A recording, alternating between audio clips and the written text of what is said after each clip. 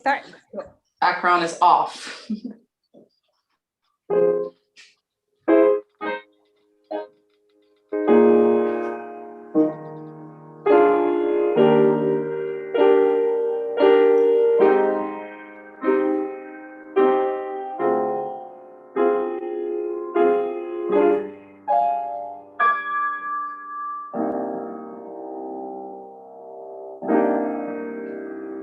No complaints and no regrets.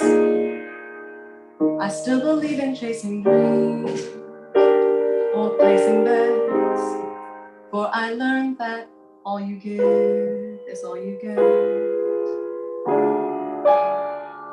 So give it all you got.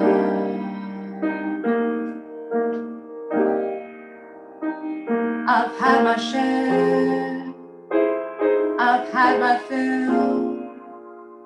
Though I'm satisfied, I'm hungry still to see what's down along the road beyond the hill,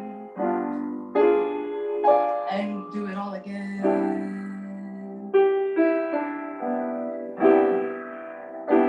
So here's to life and the joy that it brings.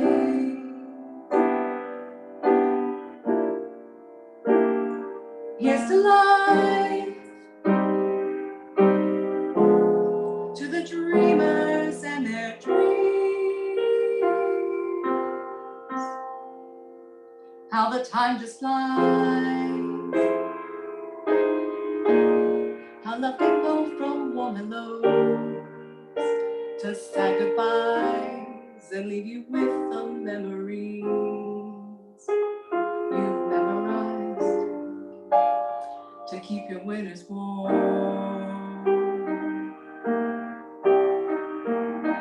For there's no yes in yesterday. No one knows what tomorrow brings. No one knows what it takes away. And even if I'm in the game, I wanna play for laughs, for life, for love.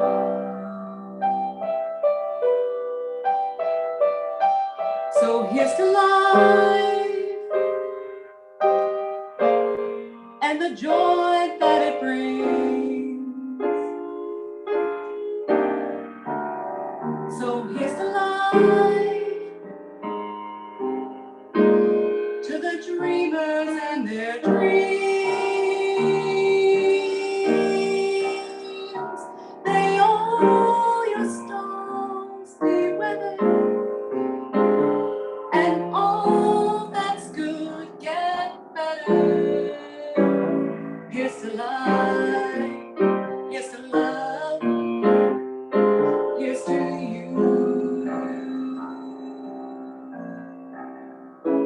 Here's to life, here's to love, and here's to you.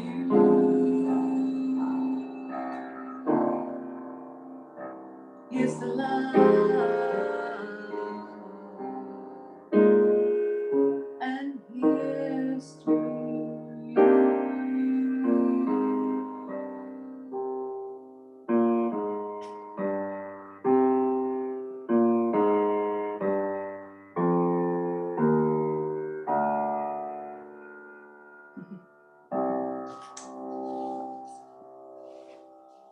Welcome, everyone. Good morning, East Coast. Good morning, everyone. Afternoon. Afternoon in Britain. And I guess it's about 9 p.m. in Singapore. Yeah. Thank you for getting us warmed up. Over to you. So, hello, everyone. Good afternoon, good morning, and good evening, wherever you are joining us today. I can see Orode joining from London as well in the chat. So we have people from Asia, Europe, North America joining, I think, here with us today. As you are entering this YouTube live session, please feel free to introduce yourself on the chat as you listen today, and feel free to write questions and comments throughout the session. Today we have a very exciting session titled How Can Music and Dance Help Wayfind Forward? A live session as part of Six Wayfinder with Corina Kwami and Heather Cornell. And there will be live performances, as you can see, and conversation that will definitely make you think. But first, I want to introduce our work at Six and tell you a little bit about the story of how we came to work with Corina, one of our artist composers for the Wayfinder program. So my name is So. I'm part of Six, a global social innovation exchange. At Six, we believe that exchange of experiences and knowledge drives positive social change. So for more than a decade, Six has been connecting innovators, hosting events, and advocating for social innovation in national agendas. And over the years, we have worked with governments, foundations, civil society organizations, companies, and universities, always aiming to speed up and deepen collaboration and learning between these sectors. At Six, we believe in the power of learning from peers around the world. That's why we believe in being open to new ideas, new experiences, and working with people from different backgrounds and cultures. And we see enormous value in linking up people to tackle similar challenges together. So Six Wayfinder is our global event focusing on the future that we want to live in. So, and normally we'd host the event as a 2-day in-person gathering. But last year, because of COVID, we had to completely change the way we work. And we started this amazing 9-month journey and really experimented with how we can connect across borders and sectors. Creating a metaphorical symphony in 4 movements. So each movement played a different role. So the first movement was about listening and understanding the global stories.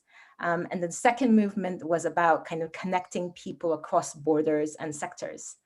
And in the third movement of the Wayfinder, we started something also very, very new for us. So we invited 6 artist composers. So a harpist, a filmmaker, a jazz musician, a composer, a poet, and a painter who went from being individual creators who had never met each other before to collaborating and building relationships to give further meaning to the Wayfinder content that we already had. And Corina is one of our artist composers. She's a singer, performer, tap dancer, who works with lots of innovators tackling biggest challenges of our times. And as part of the Wayfinder, she produced the beautiful performance lecture series where she explores the core lessons that music and dance can offer social change community.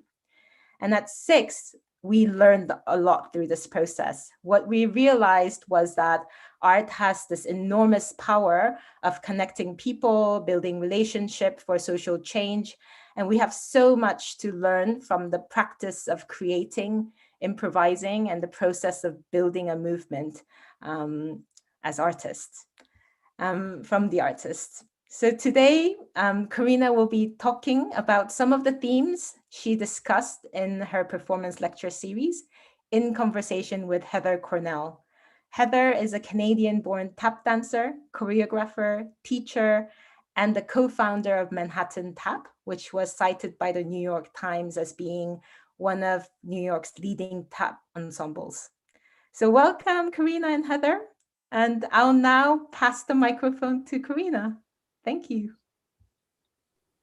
Thank you, So, and welcome, Heather. Welcome, everyone. I see folks are tuning in from all over. And I guess the global nature of this work and this experience has just been so exciting. And I guess I'll just share a little bit about the social innovation exchange journey. So alluded to it, and also just where this parallel world with TAP keeps overlapping. So I'm excited for everyone on this call, wherever you are, that tap dance isn't just confined to having tap shoes. I think everyone who can walk actually can tap dance. So just laying that groundwork there.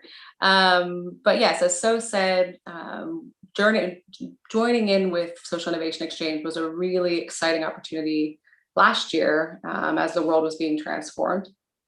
And the 5 other artists, composers, we all came from really, really different communities. Not only do we not know each other, but I feel the communities around each of us were very different, not just geographically speaking, but in also the types of mediums folks use. So for our harpist, was really teaching us how to grow and learn from nature through her practice. Our filmmaker, very much thinking about how you change hearts and minds through images. And actually for a musician, that was what we try to do and what we do on stage.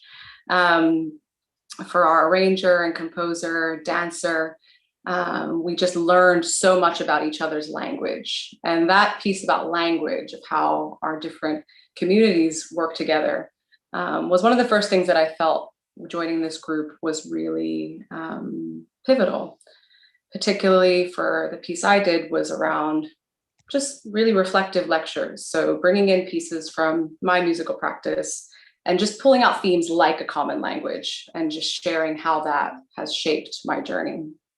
I guess 3 things, like any good talk, that I just want to share from that experience was that as a group, a collective, we both had to wrestle with collective goals and then also individual ones. So as a group, what would it be like to work together? What would it be like to collaborate in that way with all these different languages? And then individually, how do you still grow in your practice? So that's one of the big things I took away from the 6 opportunity. The second thing is when you're working on anything that's bigger than yourself, there is a natural wrestling with chaos that you just become comfortable with, or actually learn to live with. Whereas my father would say, as a Ghanaian, you manage it. It's not something you command, it's not something you own, but actually being able to live in that chaos. And working with a collective of folks around the world with different languages, different communities, putting yourself with something bigger than yourself is always part of that package. And obviously in the context of a pandemic, with all of the shifts globally, that was definitely the second thing that really resonated.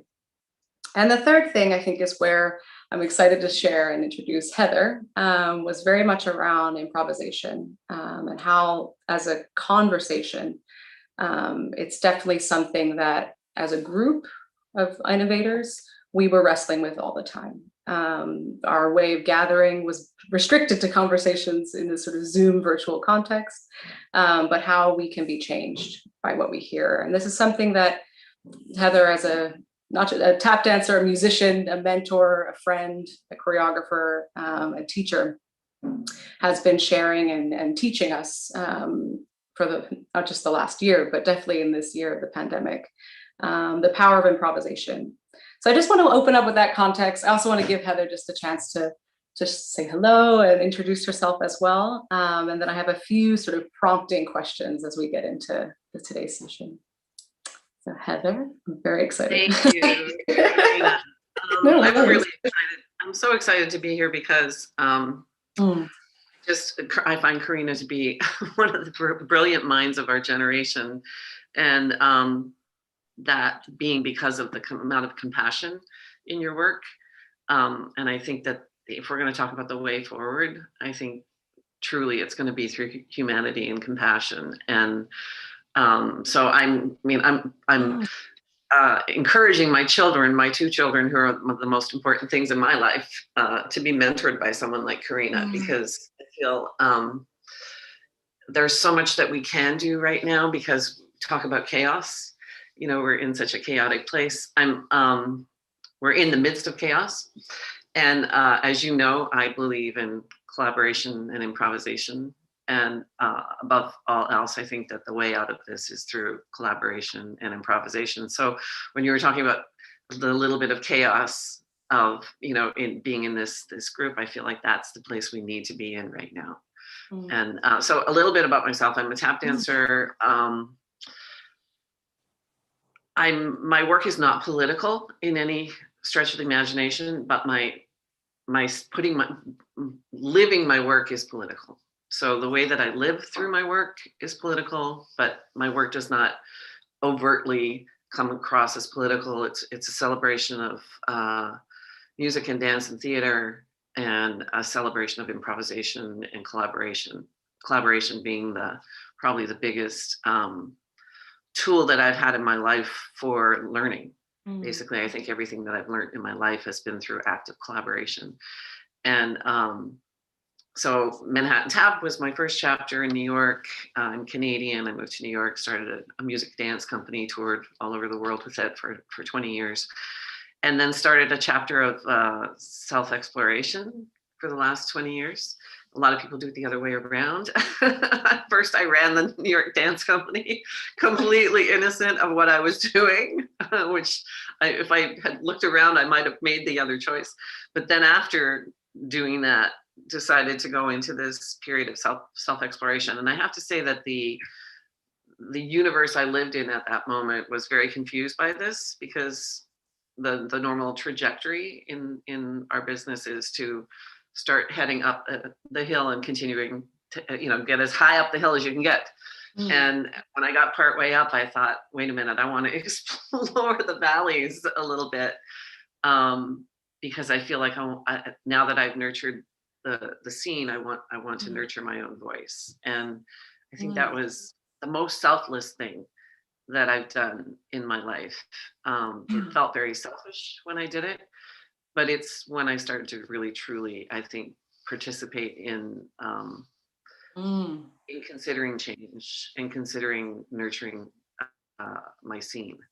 I think when I had the company, it was all about, let's get as far as we can get up the hill. It was very much about ego, and all my work since then has been much more about how can I be a good mentor in my universe, however big that will be, and how can I help to find balance from chaos. So that's a little bit about me. Wow. Gosh, I'm like still resonating with the word compassion. I think you are one of the most compassionate human beings I have met. I mean, you hear it in your voice when you sing, you see it in the way that you learn tap dance, in the way that you reach out to people, in the deep thought that you're doing all the time about social innovation and social change. And you are. Thank you.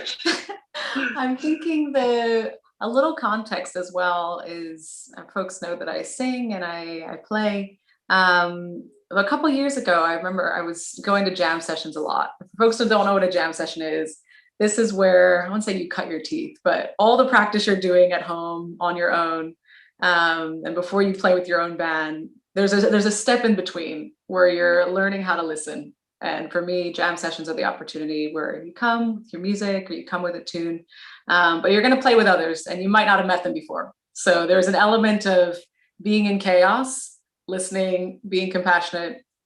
And it's in those jam sessions where, as a singer, I spent a lot of time sitting and listening and waiting my turn. And so got very interested in tap, mainly because there was so much about the conversation between musicians and dance that I just felt was such a natural fit. And fast forward a couple of years, based in London, there was a tap jam, and they also offered workshops on the side.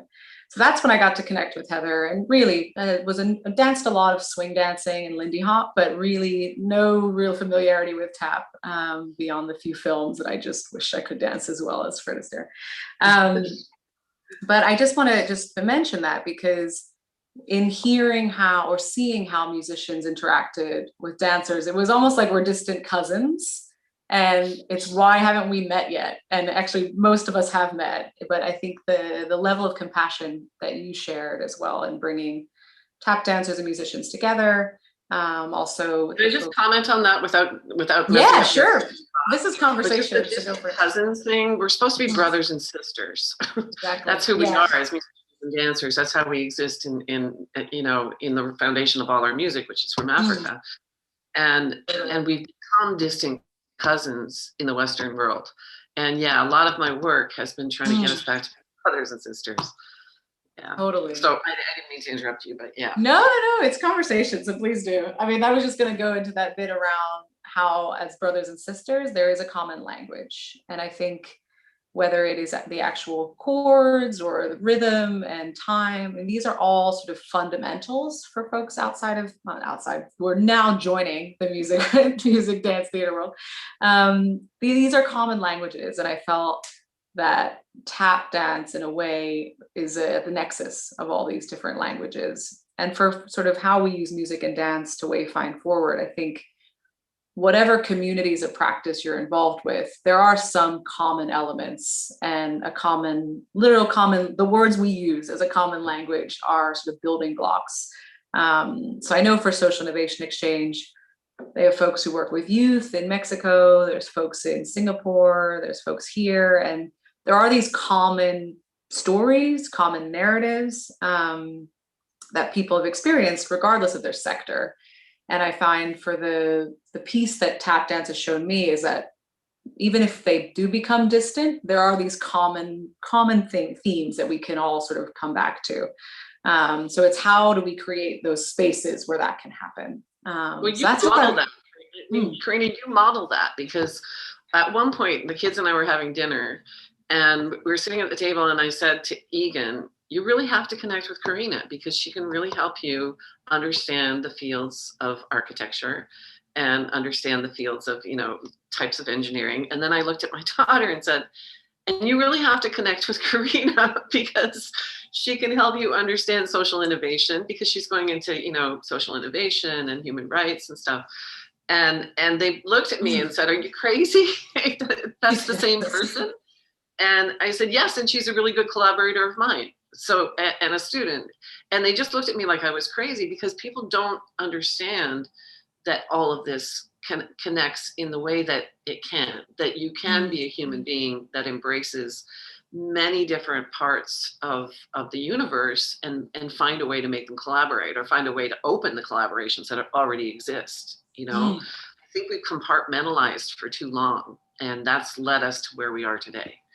And we need to remember what it is to do what you're doing, to collaborate on so many levels with other human beings, but also with your own life in the way that you put the pieces of your own life together.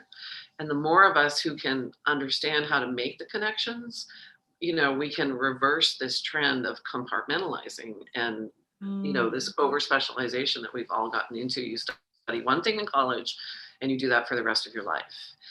Instead of, you go to college to expand your brain, to expand your horizons, to expand how you understand the universe, so that you can then go out and make connections and make, improvisations and collaborations with as many different aspects of your life as possible. That's part of why I gave up the company in at the end of the 90s, was because I was I was becoming a choreographer, and it didn't make any sense to me, because dance belongs in the community and nobody owns it, and so why was I into this ownership of a part of the scene? What I should have been doing was just nurturing. And so I dropped the Western approach to what I was doing and got into a messier environment where I had children and didn't have a steady gig and had to consistently reinvent myself. And it's been the best thing that ever happened to me, because I've become a better human being. If I had stayed on New York City Dance Company director, artistic director, I'd have a lot more money than I do right now. And I would have had a lot more direct path than I did, but I wouldn't be the artist that I am today, or the human being. Wow. I'm just blown away. I feel like there's so many things there, and I'm curious, what were sort of the features or the characteristics of some of the spaces where you felt that you could easily be not as compartmentalized? And I feel for being able to foster that kind of natural shifting and mixing between either sectors, or in this case, different genres, were there any features or people actually who created a space where that was that's a whole nother question, that one. The people one took me, I know, like my brain was going like this, and then the people one went like this. Now I have way too many answers. Yeah, that's okay. But let me just what was the first thing you said in that question? Because you just blew my brain into a bunch of directions at the same time. See, and this is what it's like. Yeah. This is the thing that I'm allowing myself to do now in life is not be right, not be ready with an answer. And I say this to my dancers all the time. They'll see me going in a direction with a piece, and then all of a sudden they'll stop dead and they'll look at me and they'll say, "You just had 12 ideas, didn't you?" And I say, "Yeah," because they know my brain just exploded into ideas. But that's something I allowed myself to do, because, example, as a choreographer, you want to be a choreographer who's standing in front of the dancers and can tell them exactly what to do, because that makes life easier for them. It's the same thing as a teacher. That's what the students are craving right now. Tell me what it is. Is it this or is it that? And it's very uncomfortable for students, for a teacher to say, it's both. Or will you answer this question for me? No, I won't. And the students look at you like you have three heads, and eventually if they relax and listen and are calm with you, they understand that, oh, that means I have a choice, and choices have become fearful in many processes, so I don't even remember what your question was, but what's the beginning of that question? Because I wanted to say something. The characteristics of spaces where that multidisciplinary, like true multidisciplinary collaboration happens I mean, literally, I learned how to collaborate. I think I did my PhD in collaboration with Ray Brown, definitely. But it's funny, I throw around something like, because I know you have a real PhD, but I'm a little bit militant about the fact that there is no upper level certification for tap dance. We can't get even a BA in tap dance, a BFA in tap dance. We can get a BFA in dance if we do other styles, but let alone a master's or a PhD. In England, I think there's PhDs about sort of conceptual PhDs about tap dance, but not in the practice of being a performer yet. It's definitely not in the States. There's not even an undergraduate. And so I obstinately I'm talking to administrators. I just had this conversation with the dean here. When they say, well, you can't do this or this or this because you don't have a terminal degree, I say, I am the terminal degree. I'm the terminal degree in tap dance right now, myself and a handful of other people. And so if you want to talk terminal degree, talk about how I can create one for you, instead of telling us how we can't be here because we don't have, and we have to become a modern dancer to become a tap dancer. Let's talk about how we can create that. And I found that environment at Hope, and we're gonna talk about, not for that, but for the opening. But so that's when I worked with Ray Brown, I feel like it was like my PhD in arranging and collaborating, and he started me thinking about tap as composition. But all of the groundwork, all of the master's work was with the masters. The literal masters. And then literally with the masters. Yeah. And so my graduate school was with Cookie Cook and Eddie Brown and Buster Brown and Chuck Green and Steve Condos and Harriet Brown. And I missed one. Just as a footnote, for everyone.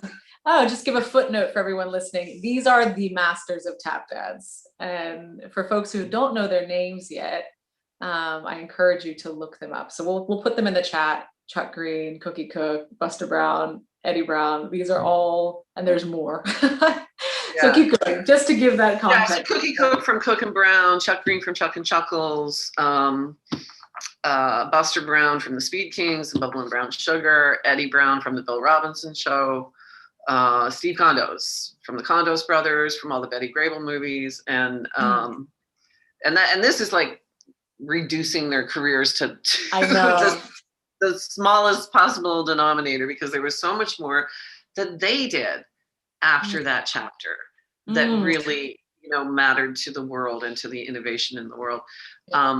Harriet Brown, sand dancer, but after working, after they blew my minds open, not mind. They blew me into a multiple minds because they each had a different approach and they were each unique. And they taught us, that's all they, said over and over was do it your own, do it your own way, do your own thing, baby. Don't do me, do you. And they really had this desire for us to discover ourselves, the artists that we are. And I had this incredible nurturing from that generation. And then this PhD with Ray Brown, where I was thrown in a room and not a trained musician. And he just expected that I had the skill, the instincts, the musicality, all of the above of his level, Ray Brown's level, and would just get in there with him and knock our way through composing and arranging. And so he expanded my mind because I realized, in fact, one of the things that I confronted with Ray Brown was fear, was moving through fear, because when the first day that I worked with him, I couldn't speak. I literally was terrified that I wasn't a good enough musician because I was an untrained musician working with one of the greatest musicians of all time. And I was stuck in my own fear, and it took me probably, I was functional, but if I look back on that time and think, wow, if I knew then what I know today, imagine what our partnership would have been.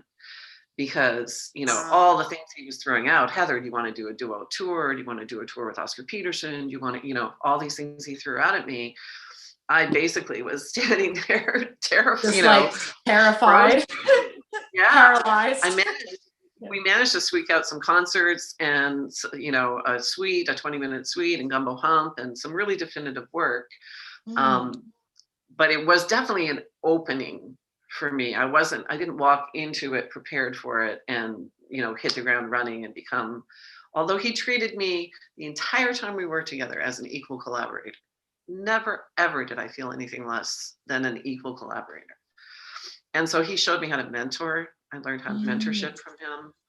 Definitely learned mentorship from all of them, but definitely from Ray. And all of that is expansive. It's all about expanding who you are when you come into contact with people like that, and wisdom like that, innate wisdom, not learned, Western wisdom, but actual innate. This is who I am wisdom, and that honesty was a really huge lesson to learn in terms of my own innovation and my own growth. Yeah, so I forget what the question was. You answered it. I mean, I love it. I mean, I was asking the characteristics of places or people that really fostered an environment for collaboration to really move between, I wouldn't say fields, but just between difference. And I mean, you nailed it. I think there's an honesty in sort of being able to show up for others and also show up for yourself. That's something I've learned just in learning tap with you and our peers. There is an element of acknowledging that this is out of reach. This really feels out of reach, but then also listening to the fact that you do have stuff to offer and do have other things just as you are today. I think if we're thinking about how to wayfind forward, I think that honesty is so key. I think there's a piece about mentoring and not just, oh, my mentor's here and I'm looking up at them, but actually it's a conversation. And, as the person learning, we're always teaching and learning as well. And I think that piece in terms of how an individual, as part of a bigger group or as part of something bigger than yourself, you have to show up with that mentality of both learning and both teaching.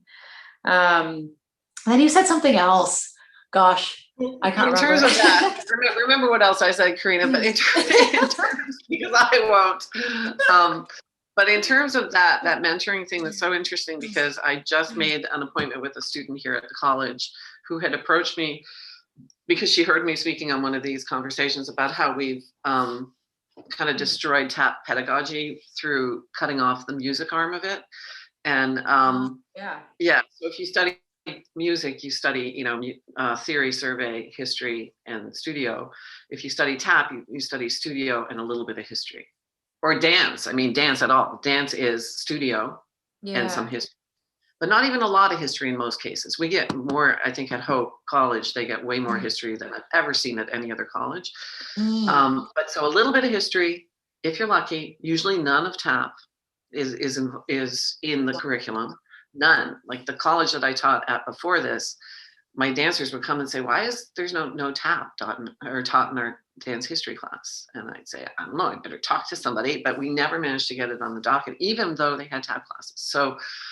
So there's this disconnect of pedagogy, and dancers go into the studio and work, and musicians are still, working privately with their mentors, understanding theory, survey, history, and working in the studio and have ensembles. And that's all part of the process. We've cut off pretty much all the music ends of that process and created just a dance environment that doesn't work for teaching TAP, because TAP is part of music. And so interesting, I had a student who was listening to me talk about this, and she came to me and said, I keep hearing you talk about how we've cut private instruction out of tap dance. Would you teach me privately so I can understand what you're talking about? And I did a session with her, and then I realized the first thing I have to do is I have to teach her how to be receptive or in a mentorship environment or partnership, because that's not in the consciousness anymore. Oddly, when I worked with my mentors, it was pretty clear to me that it was a reciprocal relationship, and it needed to be. At the ends of their lives, we were their healthcare proxies. We put them on stage because they didn't have a way of getting work anymore. We did.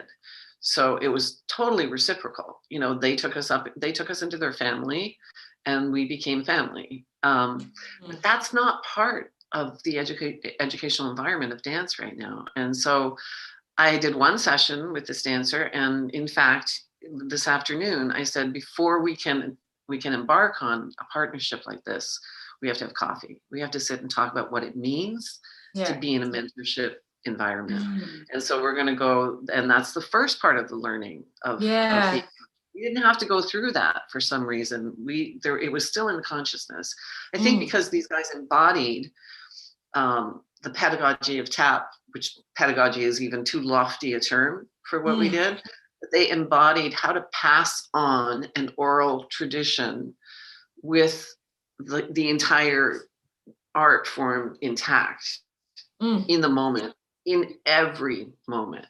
It's not like this is a shuffle ball change. What does that mean? For those out there, it's a dance step. If you're trying to play second du bon, then what does shuffle ball change have to do with second du bon? Nothing, except that it, in some universe, very separate, will end up being that if you acknowledge the music enough to get there. And in that first introduction, you can either have it all, or you can talk about collaborative, talk about the true meaning of multidiscipline. You can either have it all in that first moment of introduction, or you can have only one tiny little fraction of what makes the art live. So I was lucky enough to work with people who gave it all to you all the time. The music was there, the theater was there, the dance was there, the compassion was there, the kindness, the emotion, the performance, all of the above. Gosh, and I think I would say there's many takeaways, but definitely having coffee, I think is a starting point. And that's a simple statement, but I do feel there's an element of being able to show up to people as you are, and that takes away level, experience, how long you've done this. I felt like that was something in the TAP labs and just working with you that was so clear. I mean, I didn't even need to be able to tap, frankly. For everyone out there, I sang most of the TAP rhythms first. I know, but now you are good to go. But I think your learning curve was so fast, Corina, because you came into it with what you love and what you know, and you use that as the doorway in, the gateway in. you know. Mm. And I mean, talk about collaboration, right? And if you would come in and I had said, oh, you're a singer, okay, great, maybe someday we'll play together, now do shuffle, ball change.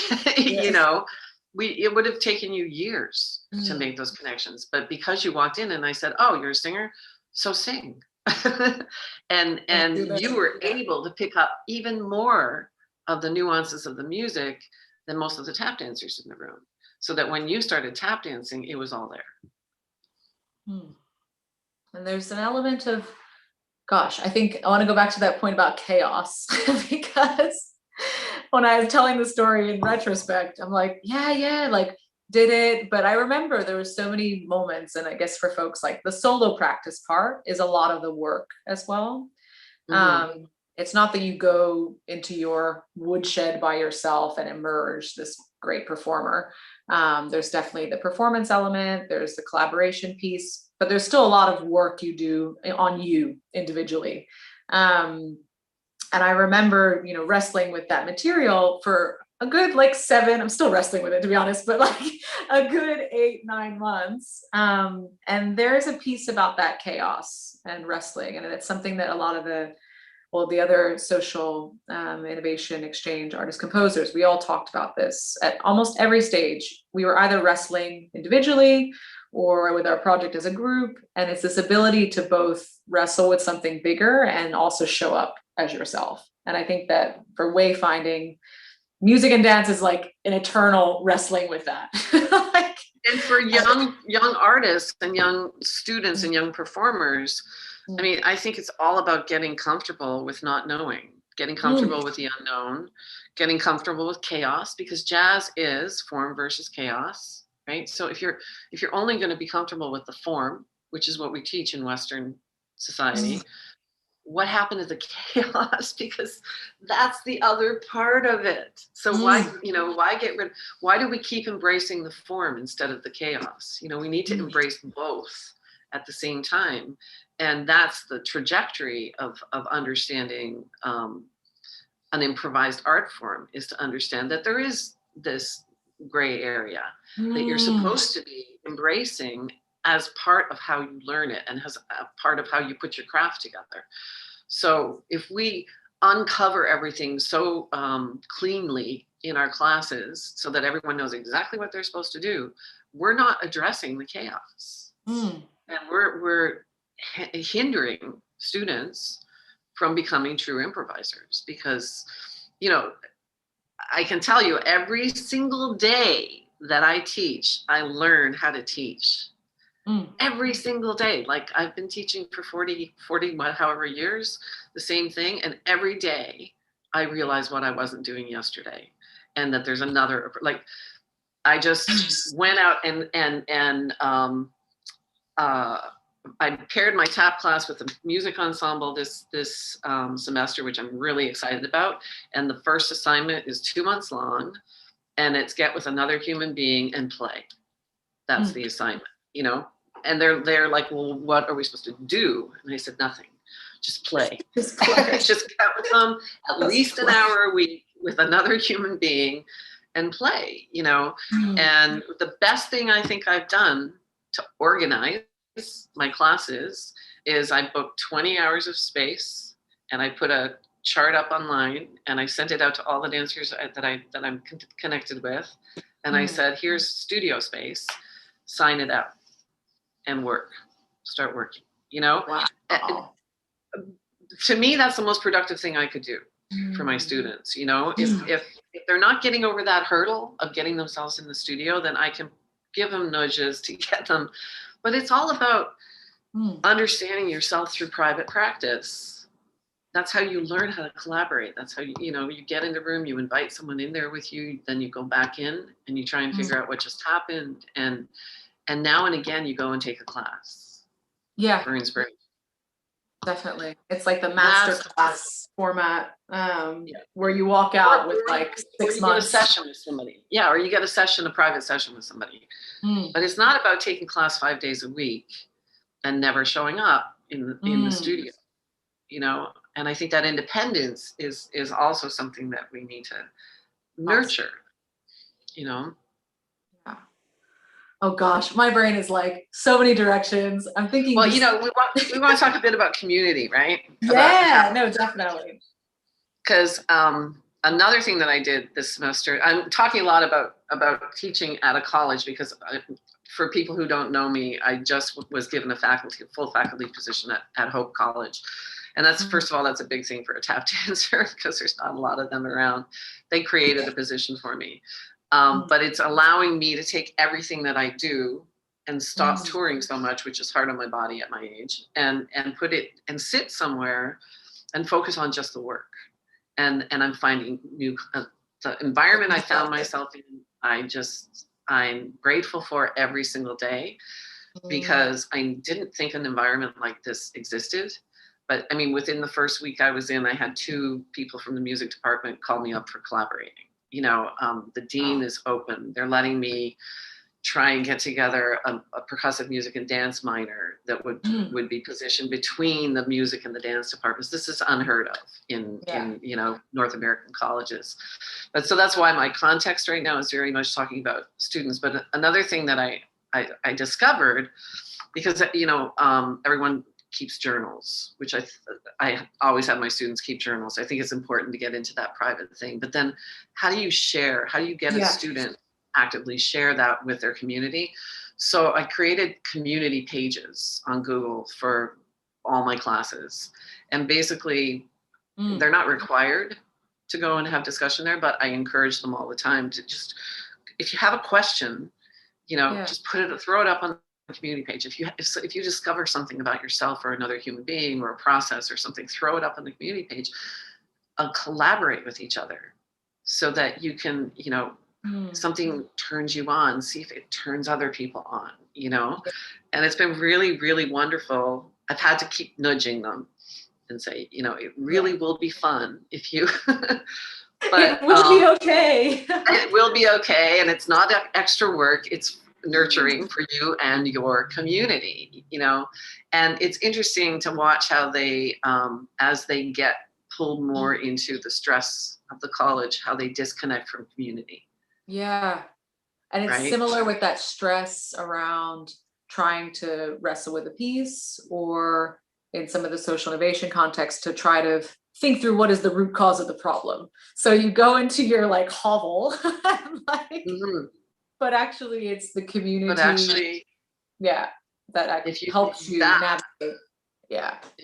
I mean, but that's what we need. And that's what brought about the Eddie Brown classes, and the shows that I'm doing online. I was sitting in my tiny little dark space, like we all were at the beginning of COVID, saying, oh, great, my whole career was just dismantled. What do I do now? The thing is, it's not the first time that's happened to me. Because of the way I live my life, I tend to dismantle my career on a regular basis. So actively dismantle. It was a little irritating that someone else was doing it to me, mildly irritating, because it wasn't on my own time frame, and it was at a bad time right before my 30th anniversary. So the hit was huge. But as I was sitting there, I wasn't, the first couple of days I was probably angry, but I eventually, my artistic brain had to work it out. And the first thing I thought of was, okay, Heather, this is what you do. You solve problems in the community and you create something to heal it, And so I thought, what are we missing? What did they just take away from us? Well, they took our art away from us completely. They shut us down, right? And in doing that, what did they take away from the universe that we live in? Community. They took our community away, and they took our humanity away. Yeah.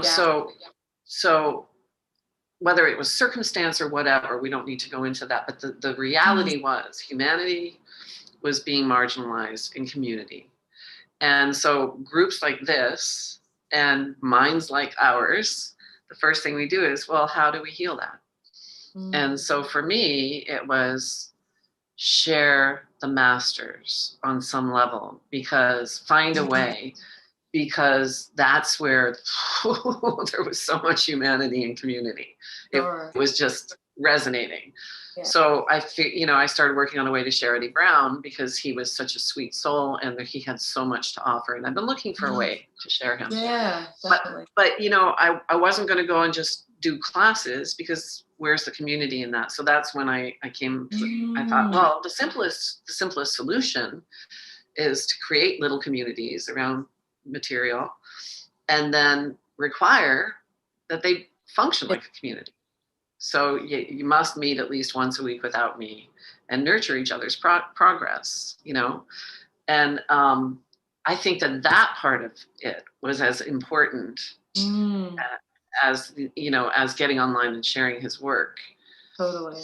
And that part was something that came, which I think would have still been, I cannot speak, that would have happened differently in real time. Because for those out there, I was booked to go to one of your tap labs in August. And obviously with COVID in March, that was going to be, canceled. So this opportunity to not only learn the work of Eddie Brown, but also learn it with folks who I never met, still haven't met in person, but have developed, incredible friendships because not only were we gathering, but we had to meet outside of class. And we were also responsible for making sure everyone was making progress. So it also was that responsibility, and it's almost a mentorship in a way between everyone in the group.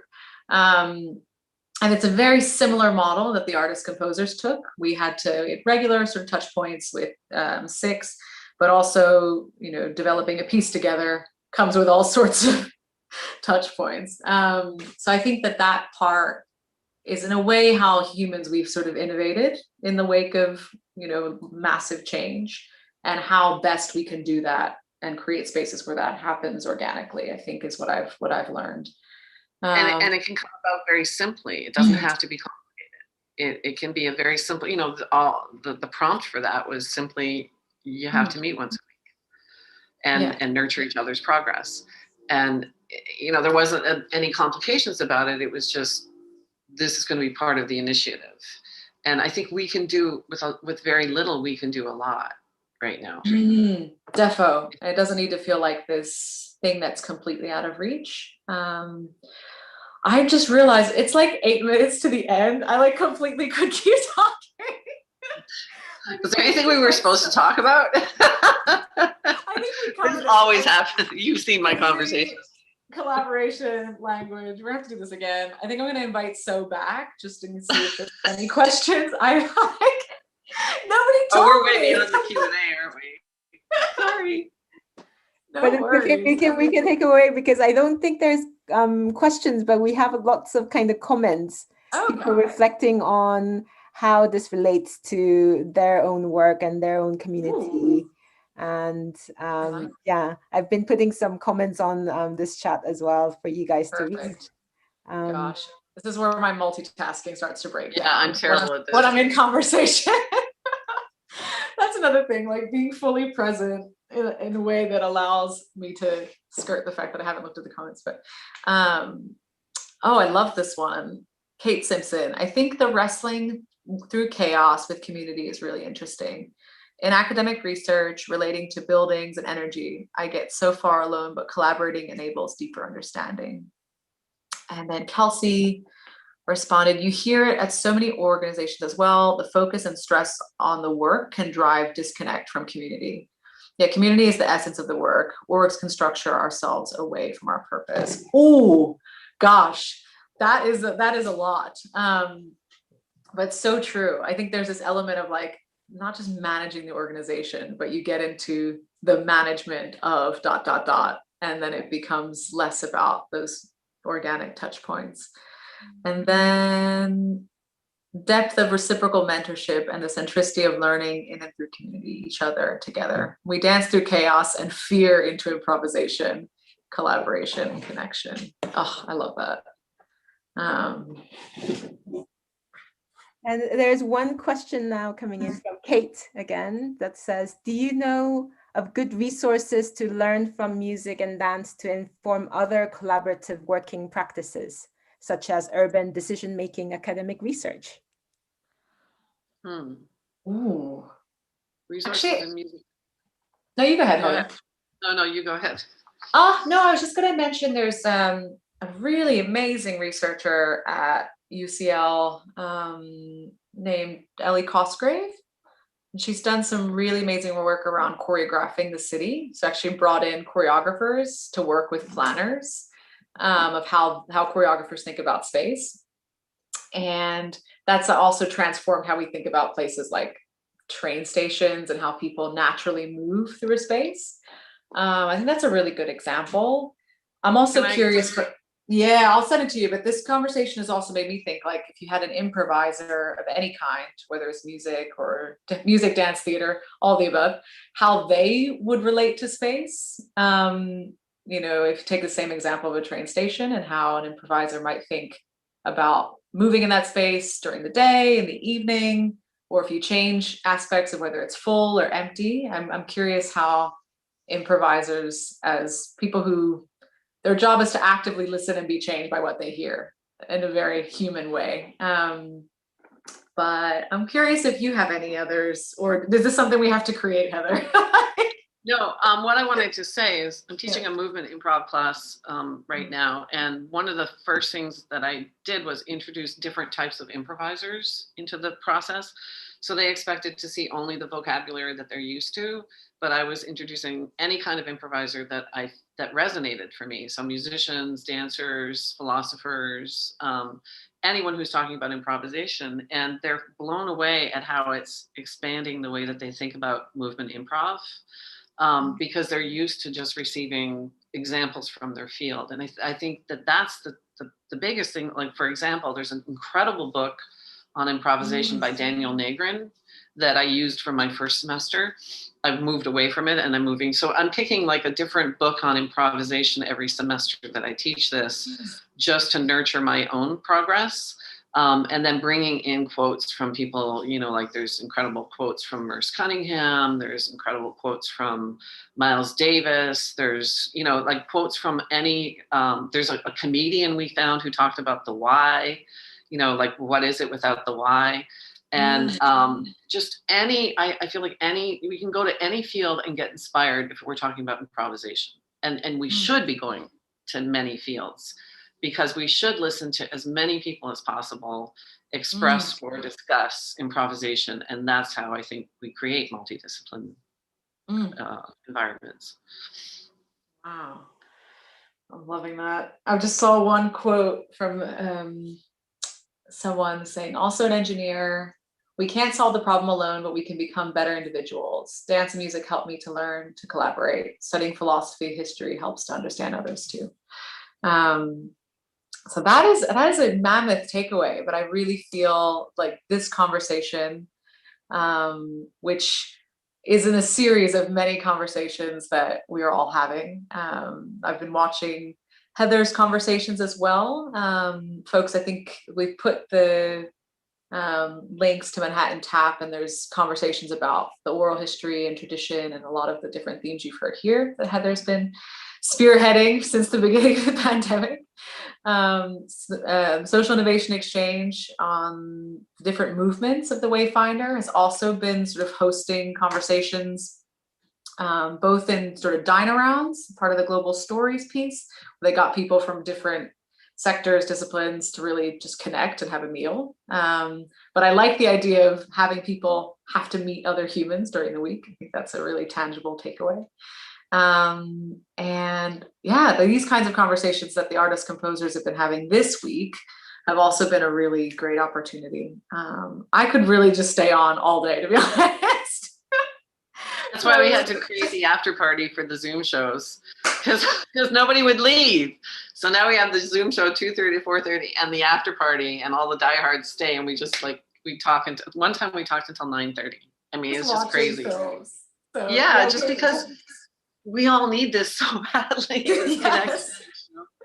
Can I just quickly say this month is Instagram conversations, but next month in March I'll be doing Zoom shows, and you can just find out about all that on the website. And the Zoom shows include footage, private footage, and then we contextualize that with a panel and questions and answers. But this month it's just conversations, free form conversations. Free form, unplugged. Oh, this is so wonderful. And I'm also looking at looking at folks' comments. I feel like this is an exciting chapter for 6 as well. I think the experience of working with artists and composers and just other humans has been a really, really exciting opportunity, and really keen to see this overlap continue. So I know we are on the hour. I want to say some massive thank you to Heather for joining us. That went by like that. I'm shocked. And I want to say a big thank you to all the artists, composers who've just been absolute family in these last couple of months.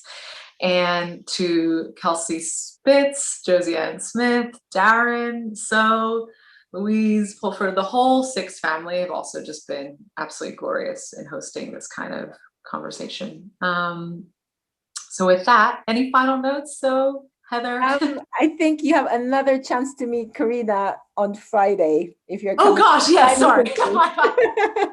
I was sign up for the final symphony as well. It's the collaboration of the 6 artists together. All we 6 hope to see you there. And this was truly definitely bigger than me, but I think bigger than all of us artist composers. So I don't want to give too much away, but the symphony piece will be shared on Friday. So please join us. Is it at the same time? It is 3 p.m. UK, so that's 10 a.m. I can't do that. An hour later, yeah. An hour later from now, yeah. So that will be absolutely glorious to have folks join. That is sort of all of our collective inputs. And it'll also live on the website as well. But join us for the viewing, and you can see everyone else's work. Yeah. Heather, you get a final word. I know we're 2 minutes over the hour. No. My final word is just keep listening, keep hold on to your humanity right now. Kindness goes a long way right now. But listen. Let's just keep listening to each other and honoring each other's voice. Wow. That's a wrap. I want to just drop a mic. Thank you, everyone. I know we're over. You'll see more music on Friday. So we'll speak to you soon. Thank you. Thank you so much for inviting me. Thank you. Absolutely. Bye. Bye.